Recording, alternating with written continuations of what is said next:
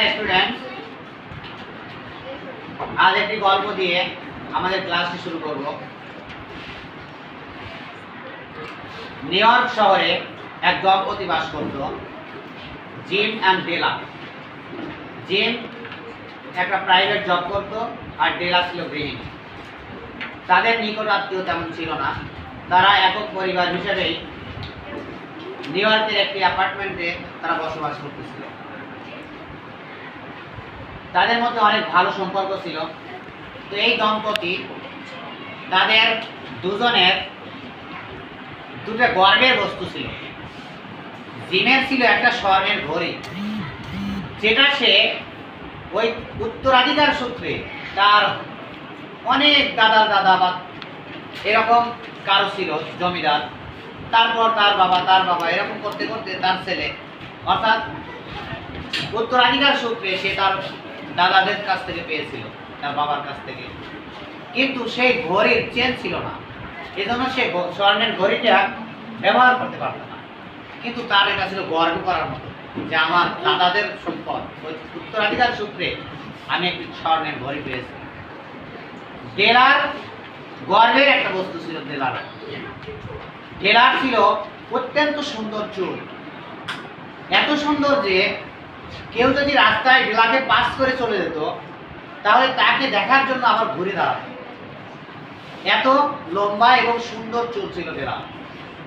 তো এই চুল নিয়ে ডেলা খুব গর্ব করত। কিন্তু এই সুন্দর চুলে কখনো ভালো চিরুনি দিয়ে আঁচড়ানো হয়নি। কারণ জিম যে চাকরি করত, মাস শেষে যে বেতন পেত তার একটা বড় অংশ সে ডেলার হাতে দিত। সেই টাকা দিয়ে ডেলার সারা মাস অনেক বার্গেনিং করে বিভিন্ন জিনিস কিনে সংসার চালাতো। আর জিমে কিছু টাকা রাখতো, সেই টাকা দিয়ে সে ভাড়া বাবদ বা চা খাওয়া অথবা একটু নাস্তা করা এরকম বাবদ সে কিছু টাকা হাতে রাখতো।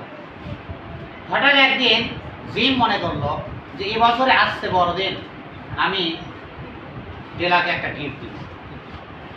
এজন্য সে বছরের প্রথম থেকে কিছু কিছু টাকা চা না খেয়ে বা বাসে দাঁড়িয়ে গিয়ে কষ্ট করে কিছু টাকা জমাচ্ছে। ডেলাও ভাবলো যে আমি তো কোনোদিন জিমকে একটা গিফট দেইনি, তো তারা খ্রিস্টান ছিল। তো ডেলা চিন্তা করলো এই বড়দিনে আমি জিমকে একটা গিফট দেব। সে বাজারে যেত এবং অনেক উচ্চ দর কষাকষি, যেটা ইংরেজিতে বলা হয় হাই বার্গেনিং। যেমন একটা জিনিস তুমি যদি ধরো 10 টাকায় আটি শাক, তুমি 2 আটি শাক নেবে 20 টাকা, যদি দামাদামি না করো 20 টাকা দিয়ে নিতে হবে। আর যদি তুমি 2 আটি 10 টাকা বলো তাহলে দোকানদার হয়তো রাগ করবে, দিবে না। আবার বললাম, তখন দোকানদার শেষমেশ 15 টাকায় বা 12 টাকায় দিয়ে দিতে পারে। এই যে দর কষাকষি করে কমায় আনা, এইভাবে সে সংসার চালাতো এবং কিছু টাকা জমা করত। 2 দিন পর একদিন পর বা 2 দিন পর বড়দিন আসছে। 25 ডিসেম্বর ওরা বড়দিন পালন করে। বড়দিনের আগের দিন জিম তার জমানো টাকা গুনে দেখলো কত হয়, কিন্তু খুব একটা বেশি হয়নি। এ দিয়ে সে ভালো মানের একটা গিফট দিতে পারবে না। তখন সে বাজারে গেল, নিজের স্বর্ণের সেই ঘড়িটা নিয়ে গেল। ডেলা বুঝতে পারলো না।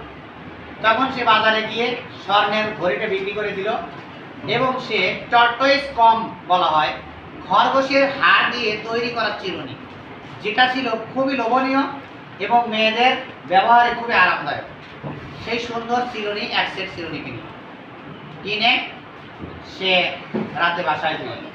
ডেলাও প্রতিদিনের মতো জিম চলে যাওয়ার পরে বাজারে গেল এবং সে তার জমানো টাকা গুনে দেখলো যে জিমকে যে উপহারটা দিলে সবচেয়ে খুশি হবে সেই ধরনের গিফট কেনার মতো টাকা তার জমেনি।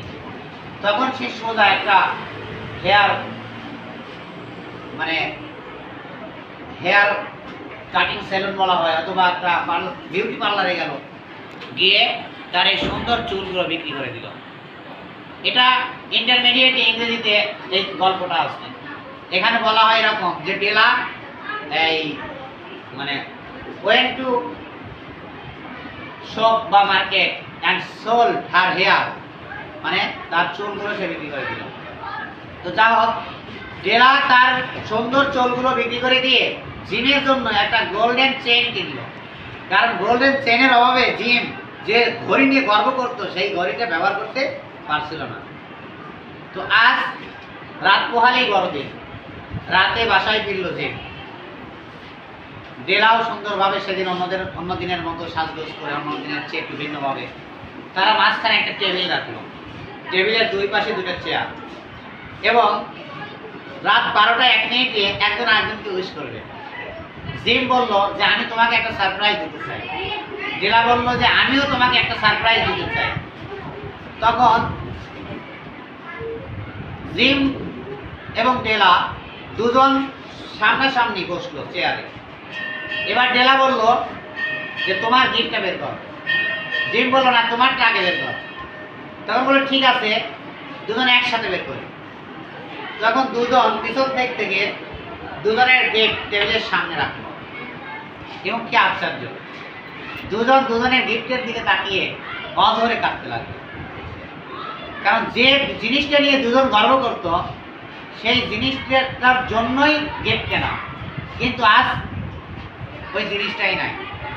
অর্থাৎ জিম কিনেছে গোল্ডেন মানে ঘড়িটা বিক্রি করে জিম কিনেছিল কি টর্টয়েস কম চিরুনি রাখছে চিরুনি, আর ডেলা কিনেছিল কি তার গোল্ডেন চেন। আর চেন আছে কিন্তু ঘড়িটাই নাই, আর চিরুনি আছে কিন্তু চুলগুলোই নাই। দুটা গিফটই অকেজ, কিন্তু দুজনকে ধরে অজরে কাঁদতে লাগলো। মানে এই যে তাদের দাম্পত্য জীবনের যে স্যাক্রিফাইসটা, জিম ডেলার জন্য তার সবচেয়ে গর্বের জিনিসটা স্যাক্রিফাইস করেছে, আর ডেলা তারও সবচেয়ে গর্বের যে চুল নিয়ে সে অহংকার করতো সেই চুলগুলোই বিক্রি করে দিয়েছে। তার মানে যে কোনো একটি সম্পর্ক সুন্দর হয়, ভালো হয় স্যাক্রিফাইসের কারণে। যেমন আমরা অনেক সময় ছোট ভাইয়ের বা ছোট বোনের ভালো লাগা একটা খাবার আমরা না খাওয়ার ভান করে তাকে খাওয়ার সুযোগ করে দিই, যে আমি খাবো না, ভালো লাগতেছে না। কেন? আমি ভালো লাগছে না বললে ও পুরোটাই খাবো, ও খুশি হবে। হয়তো ও জানেও না কোনোদিন যে আমি স্যাক্রিফাইস করলাম। এটাই তাহলে মানে সকল সম্পর্কে সুন্দর হওয়ার শর্ত একটাই, স্যাক্রিফাইস। যেখানে স্যাক্রিফাইস বেশি সেখানে সম্পর্ক কি সুন্দর হবেই হবে। ওকে, আল্লাহ।